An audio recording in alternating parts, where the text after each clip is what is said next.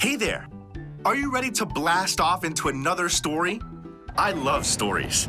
I especially love stories about spaceships, faraway planets, and outer space adventures. Those are the stories I like to hear over and over again, and I like to tell other people about them too.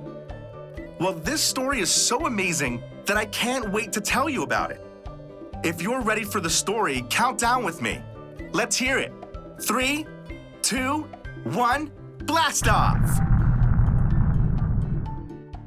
I am so excited to tell you this story today. Have you ever had a story you couldn't wait to tell? Maybe you saw a really cool animal and couldn't wait to tell your grandma about it. Or maybe you learned a new trick at the playground and wanted to show your dad or mom right away. Well, this story is so amazing that I can't wait to tell you about it. In the Bible, we can read about two guys, Peter and John, who were really excited about sharing a story too. It was the story of Jesus. They couldn't wait to tell others about how Jesus came to save the whole world and how he loves each and every one of us so much. They knew all about Jesus because they were Jesus' friends, and they couldn't wait to tell everyone about him. But the problem was, some people didn't want Peter and John to talk about Jesus.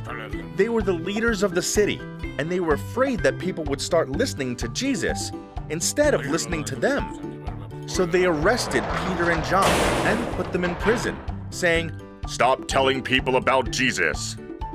You might think Peter and John would be scared or sad to be in prison, but even though they were in a scary place, they kept telling people about Jesus and how Jesus came to save us. When the leaders of the city asked Peter and John why they would keep talking about Jesus after they'd been told not to, they said, "We've seen what Jesus has done, and we can't stop talking about it." Then they let them go.